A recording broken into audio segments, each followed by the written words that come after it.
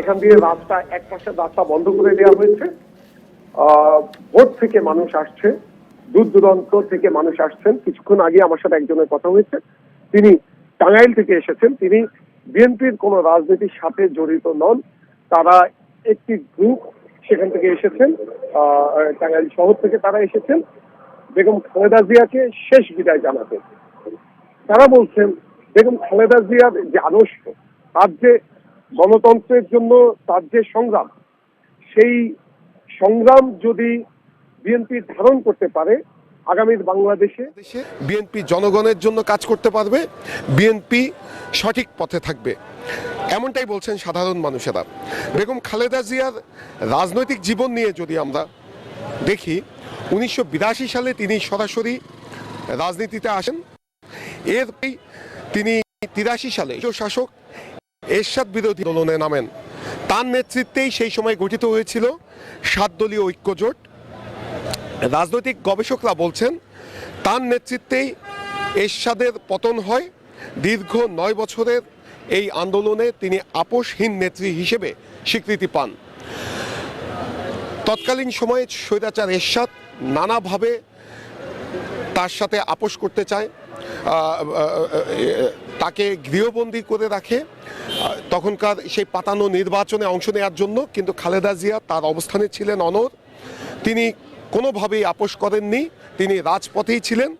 যার দরুন 9 বছরের আন্দোলন শেষে 1991 সালে মানুষ তাদের ভোটাধিকার ফেরত পায়।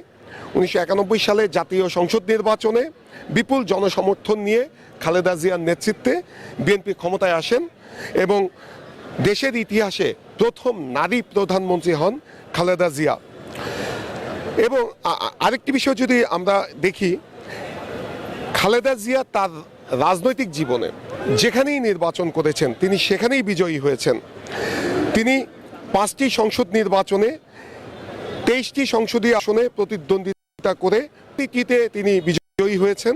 ফেনী, বগুড়া, ঢাকা, চট্টগ্রাম, লক্ষ্মীপুর, খুলনা যেখান থেকেই তিনি নির্বাচন করেছেন সেখান থেকেই তিনি বিজয়ী হয়েছেন। মানুষ তাকে যে ভালোবাসা দিয়েছে সেই ভালোবাসার বহিঃপ্রকাশ আজকেরও আমরা দেখতে পাচ্ছি।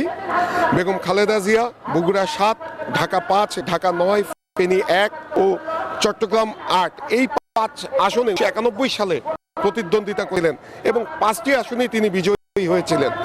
তিনি সরকার গঠনের পরে সংসদীয় গণতন্ত্র ব্যবস্থা তিনি চালু করেন, তত্ত্বাবধায়ক সরকার ব্যবস্থা তিনি চালু করেন।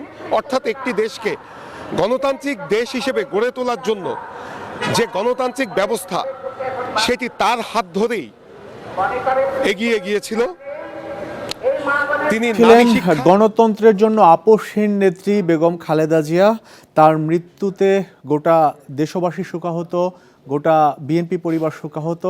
আজকে তার নামাজ জানাজায় অংশ নিতে ভারত, পাকিস্তান সহ বিভিন্ন দেশের পররাষ্ট্রমন্ত্রী পর্যায়ে বা তারও উচ্চ পর্যায়ে বা বিভিন্ন উচ্চ পর্যায়ের নেতৃবৃন্দ বাংলাদেশে আসছেন বেগম জিয়ার নামাজ জানাজায় শরীক হতে।